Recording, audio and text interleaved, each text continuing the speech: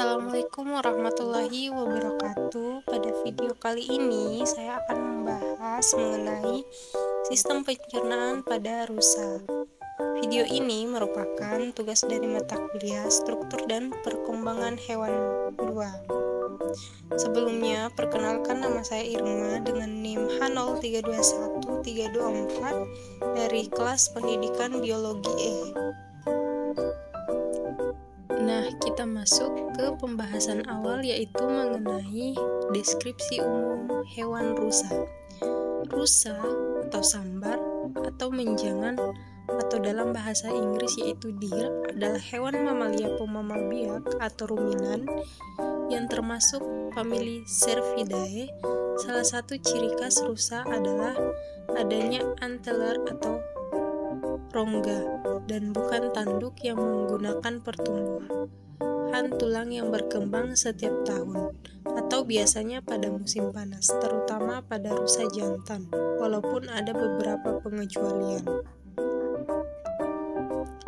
Adapun taksonomi umum rusa yaitu memiliki kingdom Animalia, filum Chordata, kelas Mammalia, ordo Artiodactyla, famili Cervida, genus Axis, spesies Ahuline. Selanjutnya yaitu sistem pencernaan hewan. Sistem pencernaan adalah proses yang dilakukan oleh sistem organ pencernaan untuk mengolah makanan agar dapat diserap nutrisinya dan diubah menjadi energi. Sistem organ pencernaan pun terdiri dari organ-organ yang memiliki peranannya masing-masing dalam mengolah makanan.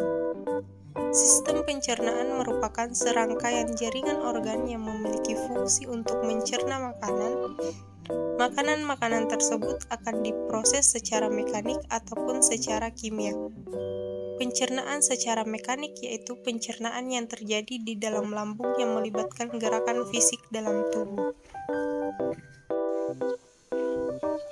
Hewan ruminansia. Hewan ruminansia adalah jenis mamalia yang memiliki keunikan dalam sistem pencernaannya. Ruminansia termasuk hewan yang dalam memenuhi kebutuhan perutnya akan melakukan pengunyahan kembali terhadap makanan yang sudah ditelannya. Hewan ruminansia memiliki rangkaian proses pencernaan yang kompleks dibandingkan proses pencernaan pada jenis lainnya.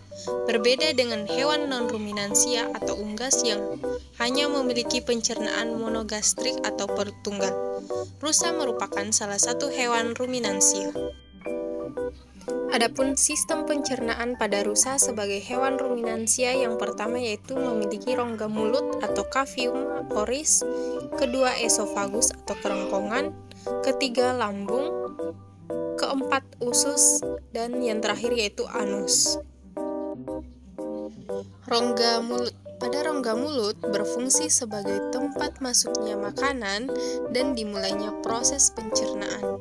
Rahang hewan ruminansia dapat bergerak menyamping untuk menggiling makanan. Nah, pada bagian esofagus berfungsi sebagai jalur penghubung antara rongga mulut dengan lambung. Makanan hanya melewati esofagus tanpa melalui proses apapun. Hal ini karena kerongkongan ruminansia umumnya sangat pendek sekitar 5 cm, tetapi mampu melebar untuk menyesuaikan ukuran dan tekstur makanan. Selanjutnya yaitu lambung.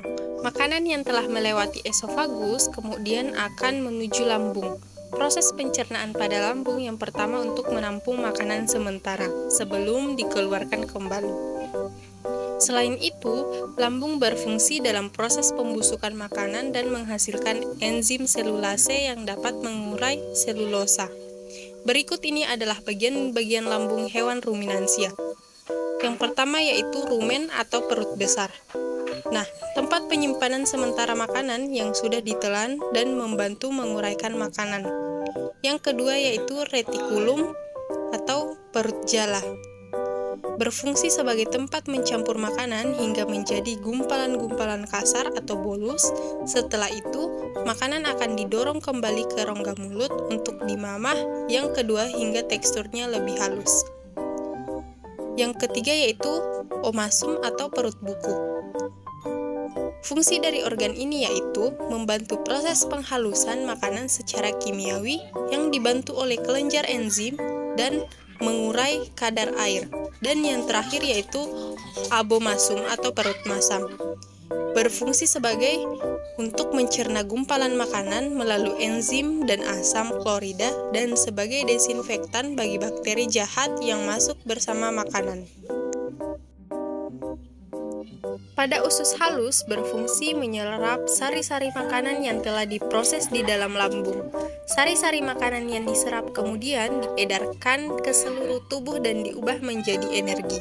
Yang terakhir yaitu anus.